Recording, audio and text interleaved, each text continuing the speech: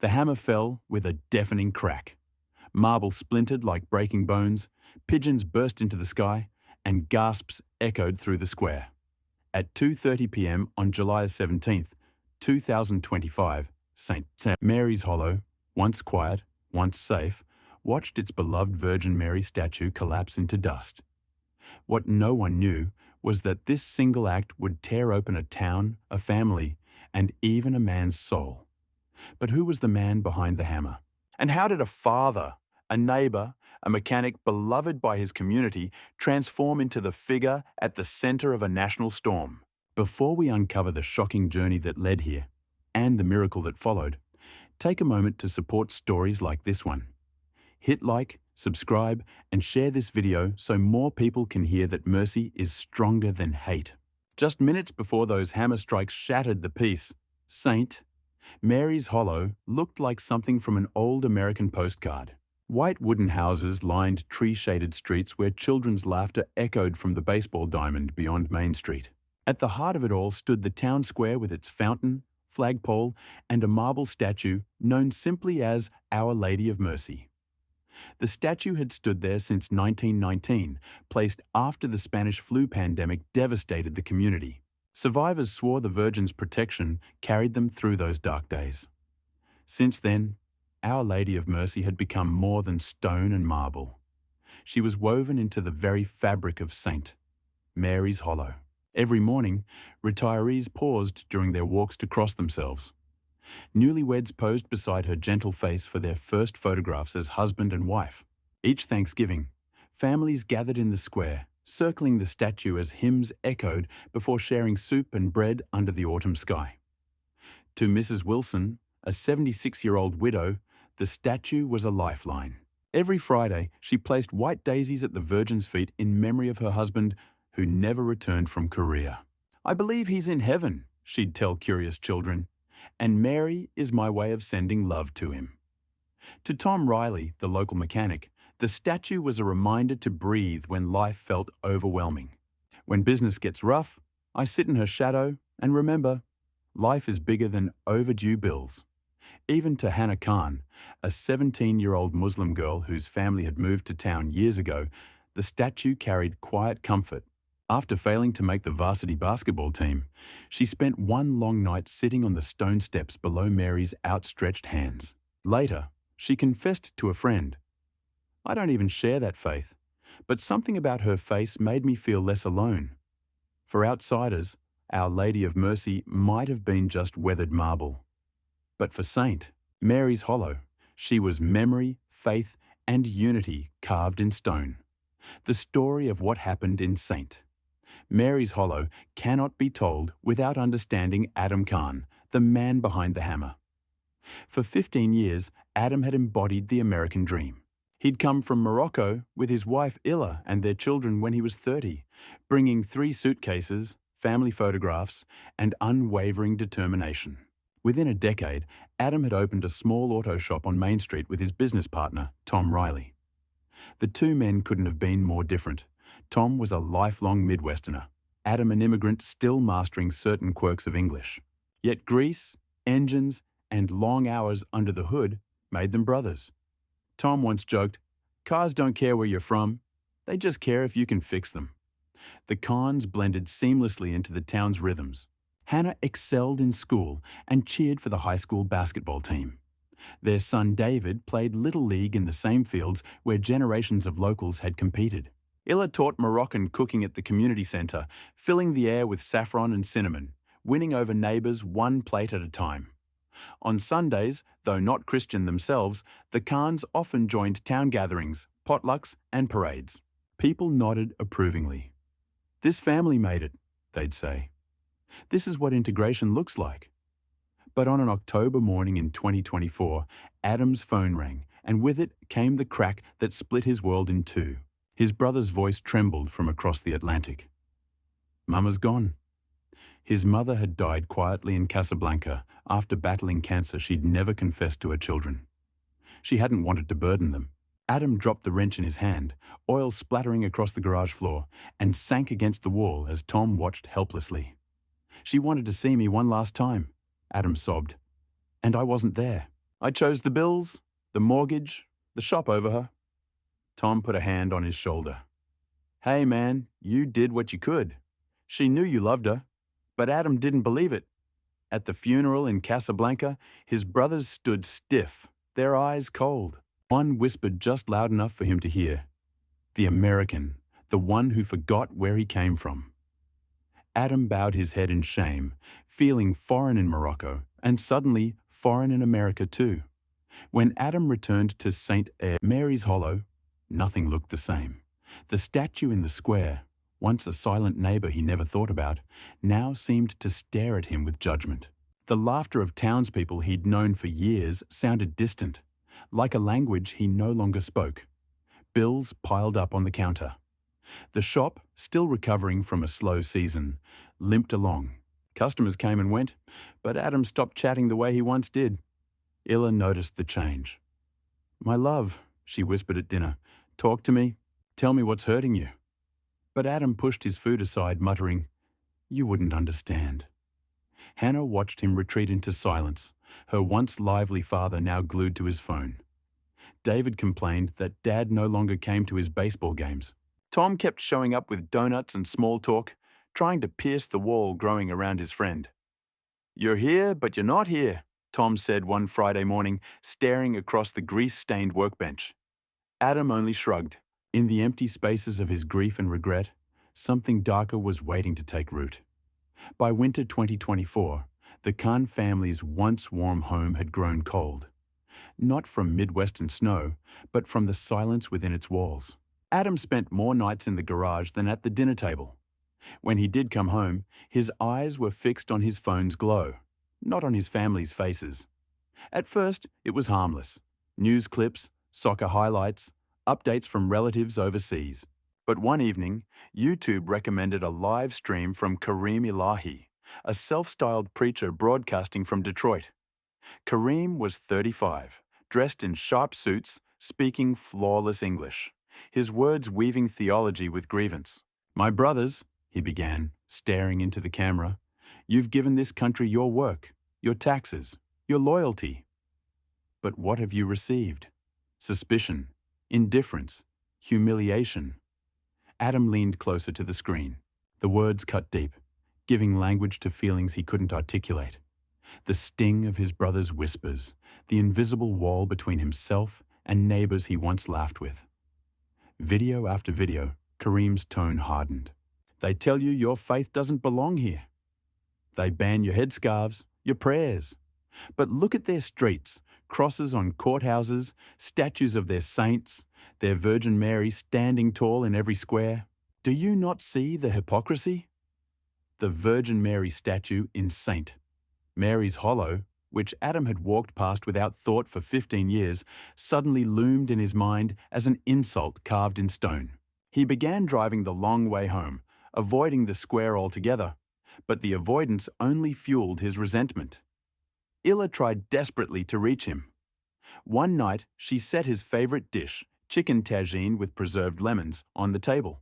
Please, she said softly, come eat with us. The kids miss your voice. Adam barely glanced up. I'll eat later. He carried his phone into the garage and shut the door.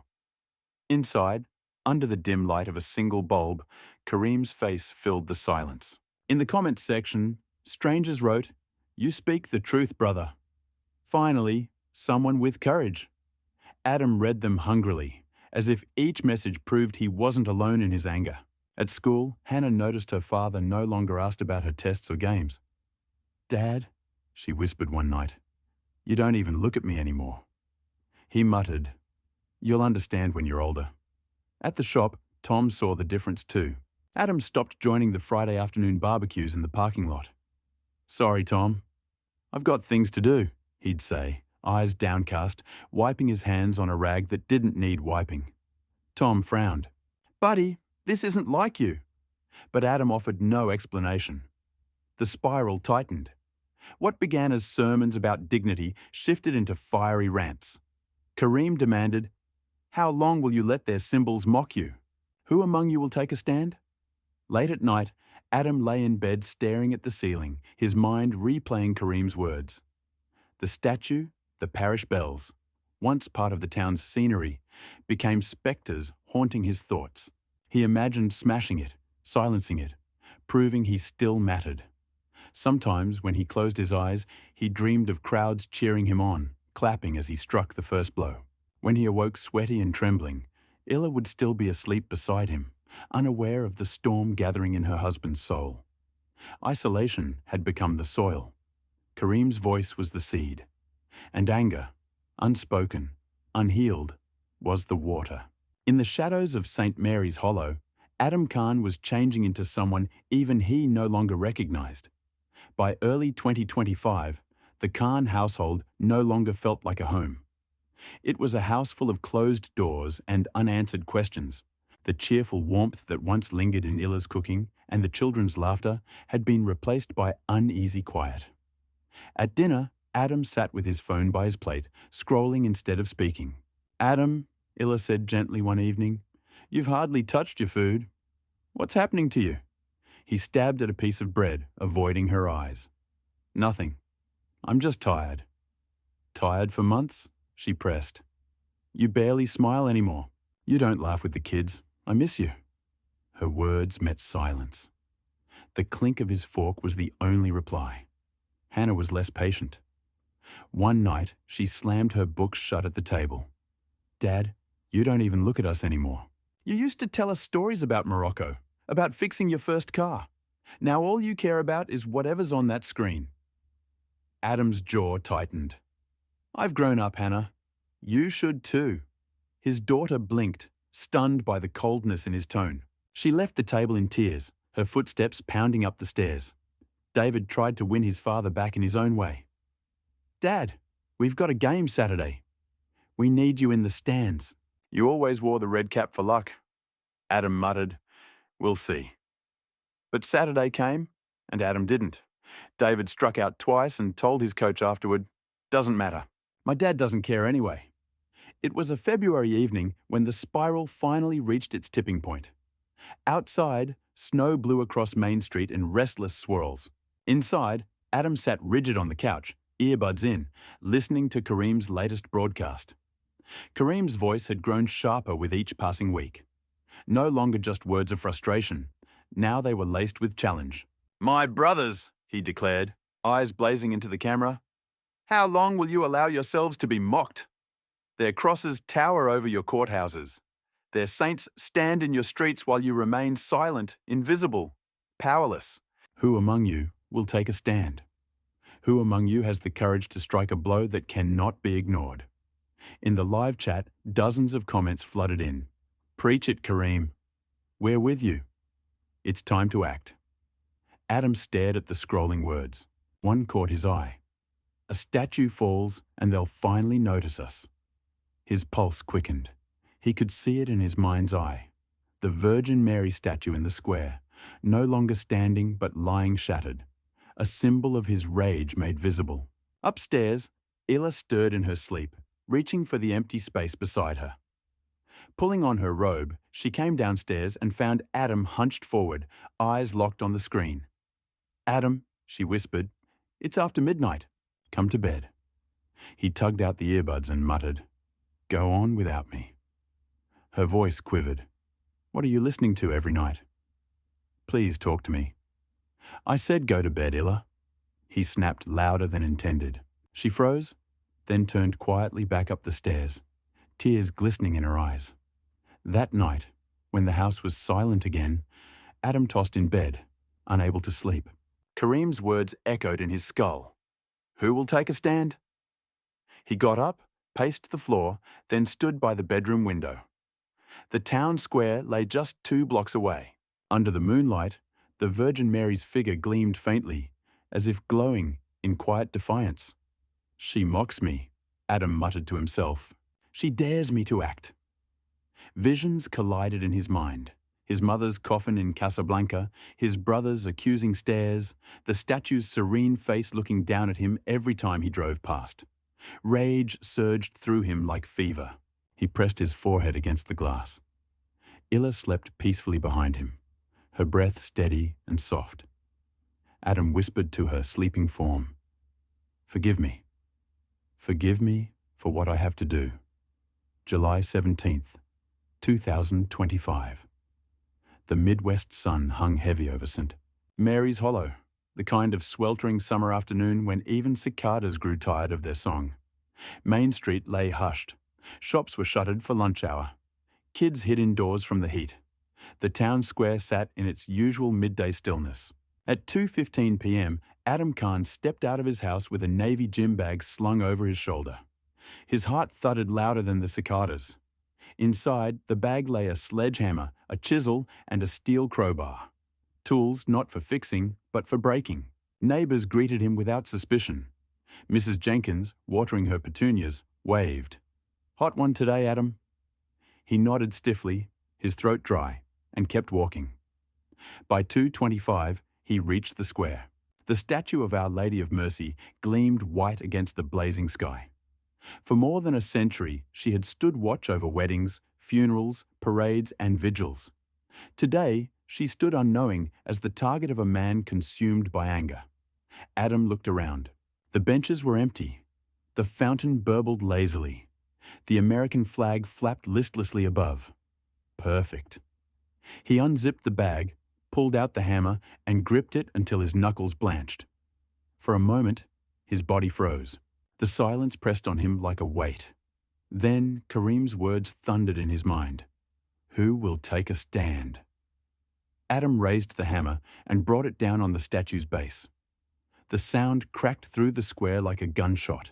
Marble splintered, pigeons scattered, and Adam staggered back, startled by his own force. But then he swung again, and again. Each strike echoed like thunder. Each fragment of stone fed the fire inside him. From the third-floor window of the bakery across the street, Mrs. Wilson parted her curtain. Her hands flew to her mouth. Dear God, he's destroying her. Trembling, she snatched her phone and dialed 911. "There's a man. He's smashing the Virgin Mary statue. Please send someone fast." But Adam didn't hear her. He was lost in frenzy.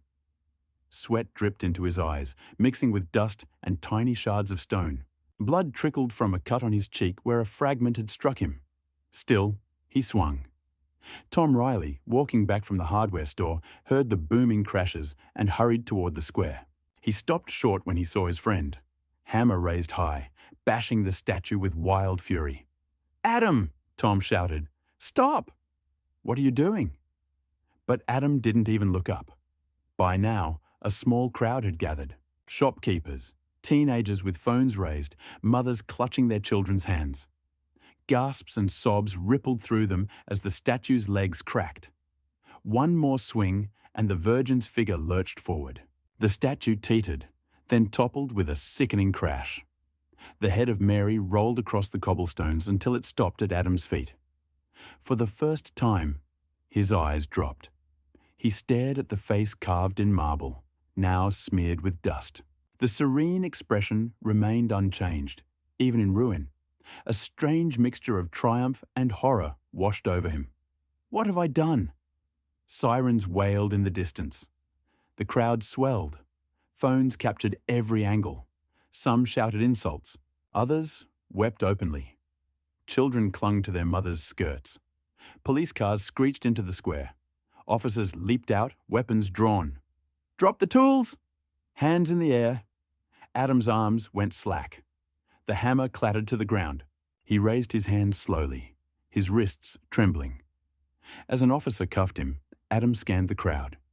He saw neighbours he'd greeted for years, the grocer, the barber, the postman, all staring at him now with disbelief, betrayal, and grief. In that moment, as the cuffs snapped shut, Adam realized it wasn't just marble he had shattered.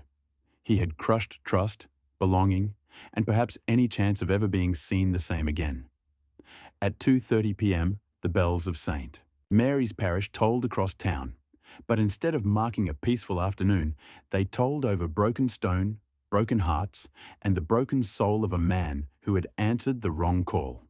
By 3 p.m., the square was no longer a scene of summer stillness, but of shock, chaos, and live streams. The video of Adam Khan swinging a hammer at the Virgin Mary statue hit social media before police even closed the square. By nightfall, it was everywhere. Local teenagers posted shaky clips on TikTok. "He just kept hitting her." One voice trembled over the footage. The video racked up hundreds of thousands of views in hours. On Twitter, hashtags began trending. Hashtag Smash Mary Statue, hashtag St. Mary's Hollow, and soon hashtag Attack American Values. At CNN, producers scrambled to cut together the clips. "We've got faith leaders already lined up," an anchor whispered as the countdown to air began. On Fox News, the chyron blazed in red. Statue of Virgin destroyed by Muslim immigrant. The narrative was already being framed. By 6 p.m., satellite trucks jammed the narrow streets. Reporters cornered anyone who would talk. Mrs. Wilson, still trembling from what she'd seen, told them, "I've known Adam for years. He helped fix my lawnmower last spring. But today, he was someone else entirely." At the Khan household, the media circus was even harsher. Illa returned from grocery shopping to find cameras flashing in her face. "Did you know your husband planned this?" one reporter shouted. "Was your family part of his radicalization?" yelled another. Illa stood frozen on the front porch, clutching her bags of fruit, her heart racing. No, Adam would never." But the words caught in her throat. Upstairs, Hannah scrolled through WhatsApp messages. Friends from school bombarded her phone with screenshots, cruel captions, even a meme of her father holding the hammer. Tears blurred her vision. She locked herself in the bathroom and vomited, the sound of laughter from a video echoing in her ears. In the garage, Tom Riley faced his own reckoning. Customers stormed in demanding refunds, accusing him of covering for a terrorist. A longtime client slammed her keys on the counter. "How could you partner with someone like that?" Tom's jaw tightened as he forced himself to reply, "Adam is my friend, but I didn't know." His voice cracked on the last words. By 8 p.m., the story had reached Washington. Politicians pounced. A conservative senator tweeted, "When will we admit we have a radicalization crisis in America?" A progressive representative shot back, "One man's crime must not condemn an entire community." In St. Mary's Hollow, the town itself was splitting. At the Copper Cup Cafe, old-timers slammed fists on counters. "They come here. We give them jobs, and this is how they repay us," shouted Mr. Daniels, a retired veteran. But Sophie Miller, the town's social worker, shook her head. "Adam's been spiraling since his mother died. This isn't about all Muslims. This is about a man in pain." Even at the mosque across town, tension ran high. Imam Omar gathered his congregation. "Brothers and sisters, what Adam did was wrong, against both our faith and our values. We must condemn it." Yet among the younger men, whispers stirred. "But doesn't he have a point? Don't they treat us as outsiders no matter what we do?" The Imam raised his voice. "No excuses. Violence will not heal us." By morning, every major paper carried the headline, "Statue of Virgin Mary smashed in small town. Immigrant arrested." Talk shows debated whether Adam represented a broader threat or just one broken man. Meanwhile, the square remained sealed off. Fragments of marble scattered across cobblestones. People came to lay flowers at the rubble. Some prayed, others shouted in anger. Children asked their parents why the lady wasn't there anymore. For St. Mary's Hollow, the act of one man had become more than vandalism. It was now a national symbol that politicians, pundits, and strangers across America would use to fight their own battles. And for Adam's family, it was a wound that would not stop bleeding. By the second day after the statue's fall, St. Mary's Hollow felt like a town under siege. News vans lined the streets. Commentators argued on every channel. Protest signs sprouted like weeds, some demanding justice, others demanding exile. But then, against the storm, small voices of hope began to rise. The first came from an unlikely source. Sister Margaret, an 82-year-old nun with a cane and a spine still straight as an oak. She had lived in the parish convent since the 1960s, teaching catechism to generations of children. On Sunday morning, she walked slowly into the town square where cameras clustered around her. Her voice was raspy but firm. "I knew Adam Khan," she declared. "He carried food boxes with me for the elderly. He fixed our van for free more than once." This man was no monster. He was a neighbor, a helper, a friend. He lost his way, yes, but we cannot lose ours by forgetting his humanity. Gasps rippled through the crowd. Some shouted back, "He destroyed Our Lady!" But Sister Margaret held up a wrinkled hand. The statue may be broken, but our hearts do not have to be. If Mary herself were here, she would weep, but she would also forgive. Her words replayed on local news that night, softening some hearts. At St. Mary's High School, another unexpected act unfolded. In the gymnasium, students gathered for an assembly. Hannah Khan sat near the back, eyes down, wishing she could vanish. When her name appeared on the big screen, daughter of Adam Khan, whispers buzzed around her. Then Jason Miller, the student council president and son of a well-known church elder, stepped up to the microphone. "I've known Hannah for 3 years. She's a straight-A student. She helps tutor kids in math. She cheers louder than anyone at our games. She is one of us. She is not responsible for her father's actions." A hush filled the gym. Slowly, one by one, students rose to their feet. A wave of applause thundered. Hannah buried her face in her hands as tears streamed down. For the first time since the nightmare began, she felt seen. Not as the terrorist's daughter, but as Hannah, her own person. Clips of the assembly spread online, tagged #Students Stand with Hannah. In the town's weekly paper, Dr. William Miller, a physician who had treated the Khan family for years, wrote a heartfelt op-ed. Adam brought his children in for their checkups like any other father. He thanked me every time. He was polite, respectful, and grateful. This crime was real, and it hurt us deeply. But to paint Adam as nothing more than a villain is to erase the man who lived among us for 15 years. Meanwhile, ordinary citizens pushed back against the tide of hate. Mrs. Wilson, who had first called police, returned to the square carrying a single candle. "I reported the act," she told a reporter quietly, "but I can't bring myself to hate him. Something must have broken inside him long before that statue did."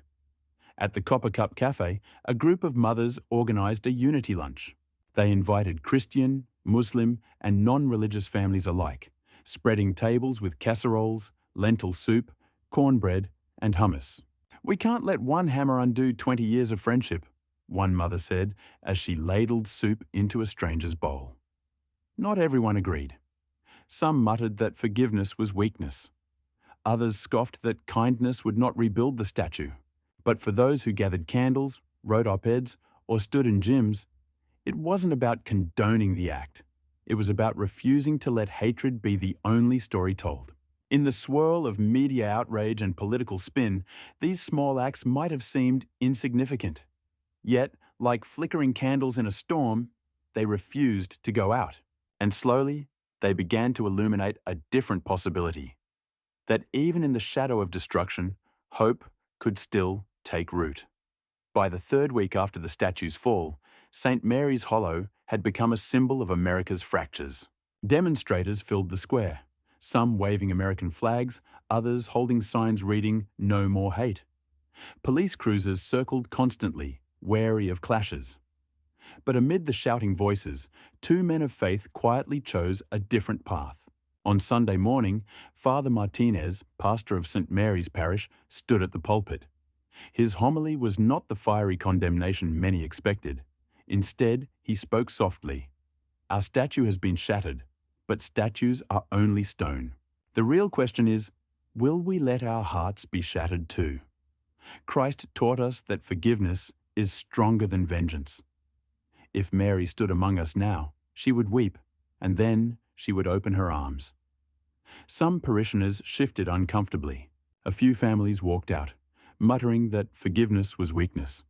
But others sat still, eyes glistening, their silence signalling something deeper stirring. That afternoon, Imam Omar of the town's small mosque requested a meeting with Father Martinez. The 2 men sat across from each other in the parish rectory, the tension of the past weeks heavy in the air. Finally, the Imam spoke. "Father, our community feels blamed for what Adam did. Yet we also feel the pain of your people. We condemn what happened. It goes against our faith. But condemnation is not enough. We need to stand together. Father Martinez nodded. Our people are hurting too. Some want division, but maybe this is our chance to show another way. By the meeting's end, they agreed to organize something unprecedented in the town's history. A joint prayer vigil for peace, right in the square where the statue once stood. When evening came, townspeople approached cautiously. Candles flickered in the hands of Catholics, Protestants, Muslims, and those of no faith at all. The police presence remained, but the mood was different. Hushed, expectant. Father Martinez opened with a prayer from the Psalms. The Lord is near to the brokenhearted and saves the crushed in spirit. Imam Omar followed, reciting from the Quran. Whoever forgives and makes reconciliation, his reward is with God. There. Voices, one in English, one in Arabic, wove together like threads of the same fabric. In the crowd, Mrs. Wilson, who had witnessed the destruction, wept quietly, her candle trembling in her hands. Next to her stood Illa Khan, head bowed, whispering silent pleas for her family. When she lifted her eyes and saw neighbors still standing beside her, she felt something she hadn't felt in weeks. Belonging. A local TV station live-streamed the vigil. The image of Christians and Muslims praying shoulder to shoulder in candlelight spread online with the hashtag #ST Marys United. For once, the comments weren't all rage. Some wrote, "This is the America I believe in." Maybe forgiveness isn't weakness after all. Still, not everyone approved. Outside the vigil's glow, protesters jeered. Naive fools. He smashed your faith and you pray for him. But their shouts were drowned out by voices singing Amazing Grace, joined haltingly by Muslims humming the tune. For the first time since the hammer fell, the square felt less like a battlefield and more like holy ground. Later that night, as candles burned low, Father Martinez and Imam Omar exchanged a look that said more than words. This was only a beginning. Division would still press in from every side. But for one evening, St. Mary's Hollow had chosen reconciliation over revenge.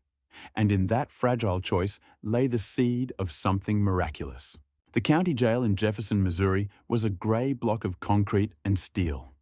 Its echoing corridors smelled faintly of bleach and hopelessness. For 2 weeks after his arrest, Adam Khan had barely spoken a word. He ate little, slept less, and sat in his cell with his head buried in his hands. The fire that had driven him to swing the hammer had burned out, leaving only ashes of shame. Guards saw it. "He's no trouble," one muttered to another during shift change. "Just sits there like a ghost." Inside, Adam replayed the moment over and over. The hammer rising, the marble cracking, Mary's face rolling across cobblestones, and then Hannah's tears, Ila's trembling voice, Tom's look of betrayal. He whispered into the darkness, "What have I done? God, what have I done?" On a Tuesday afternoon, the heavy steel door clanged open. "Visitor!" a guard barked. Adam shuffled into the small interview room, shackles clinking at his ankles. He expected another lawyer, or maybe a journalist. Instead, he froze. Across the table sat Bishop Jameson, the Catholic bishop of the diocese, dressed in a simple black cassock. His eyes were steady, not condemning, but searching. A faint smile touched his lips. "Adam," he said softly, "thank you for meeting me." Adam lowered his head. "Why would you come here? I destroyed your statue. I dishonored your faith. I ruined everything." The bishop leaned forward, resting his hands on the table. "I didn't come to see the man who broke stone. I came to see the man who was broken." The words pierced Adam's chest. For the first time in weeks, tears welled. "You don't understand. I'm lost. My children hate me. My wife is ashamed. I listened to voices that poisoned me. I don't know who I am anymore." Bishop Jameson let the silence stretch. Then he said, "We all have shadows, Adam, but shadows do not erase the light. You were deceived by lies that prey on pain, but you are more than your worst moment." Adam trembled. "How can you say that? I smashed what was sacred to you." The bishop's voice remained calm. "A statue is only stone. What is sacred is your soul, your repentance, your love for your family. That is what God sees. Adam broke down, his sobs echoing off the cold cinder block walls. He admitted everything: the grief over his mother, the resentment he let fester, the nights lost in Kareem's videos.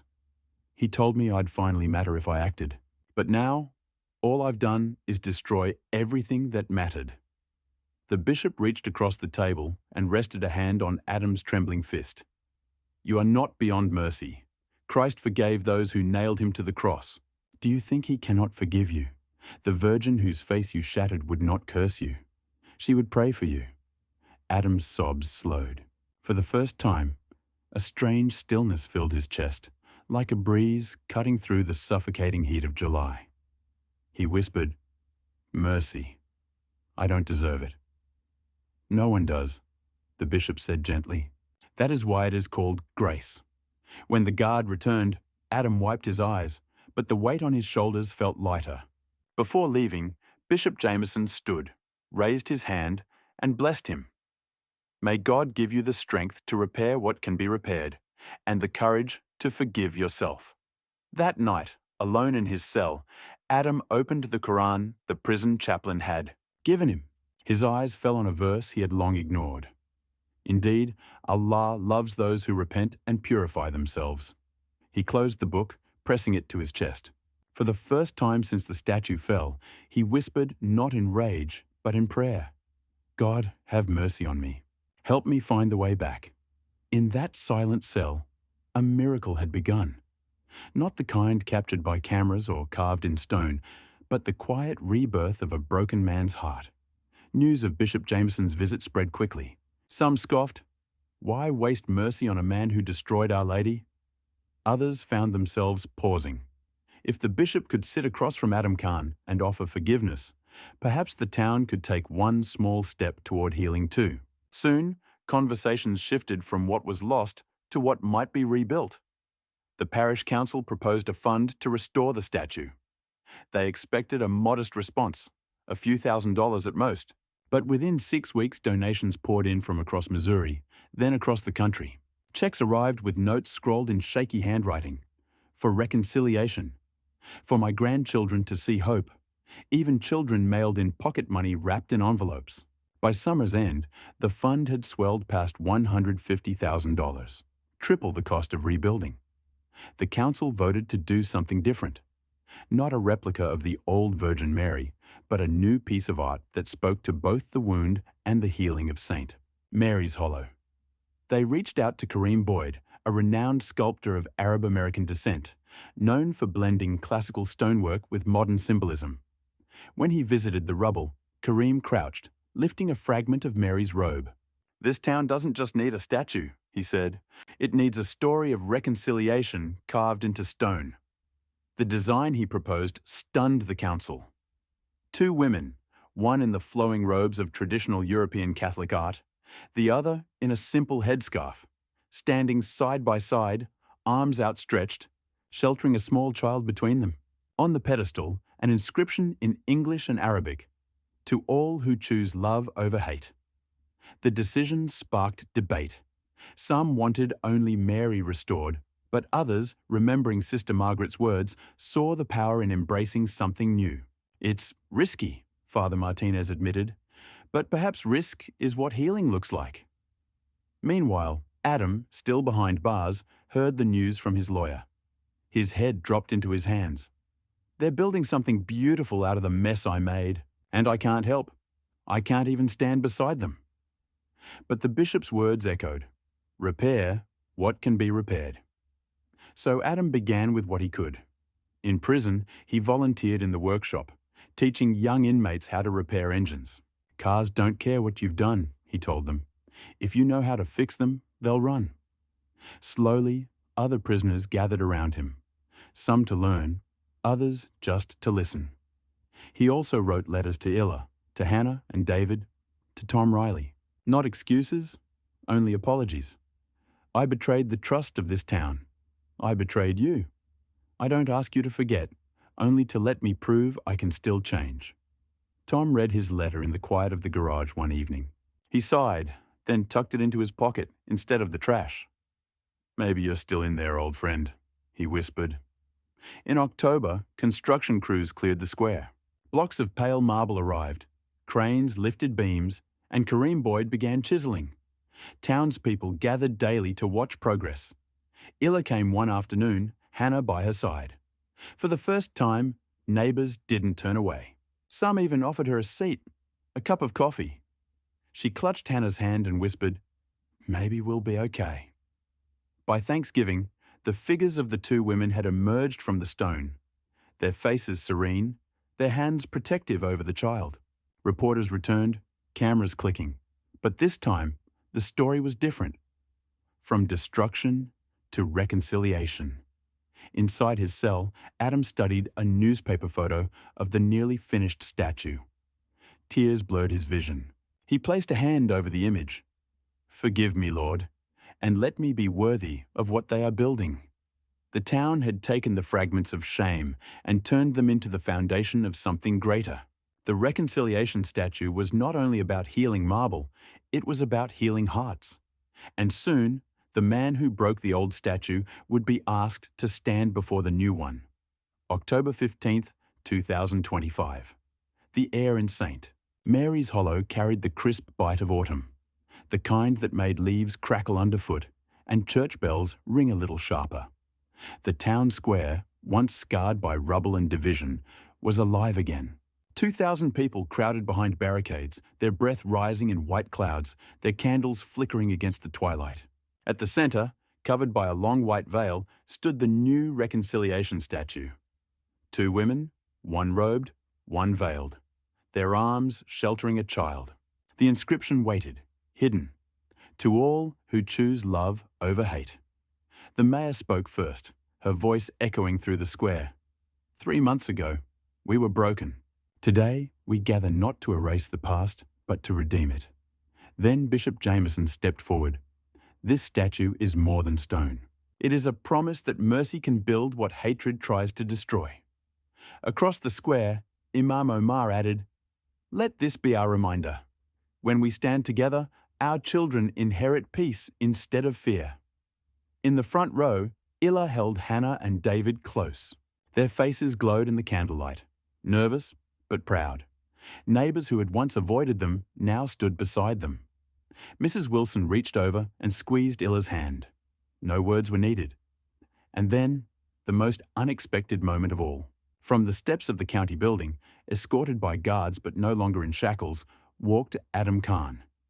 He looked thinner, older, humbled by months in confinement. A murmur rippled through the crowd. Some gasped, others bristled, but many leaned forward, waiting. Bishop Jameson handed Adam the cord tied to the veil. His voice carried, "Your fall hurt us, Adam. But today, you will help us rise." Adam's hands shook as he gripped the rope. He looked out over the sea of faces, neighbours, friends, strangers. Some glared, some wept.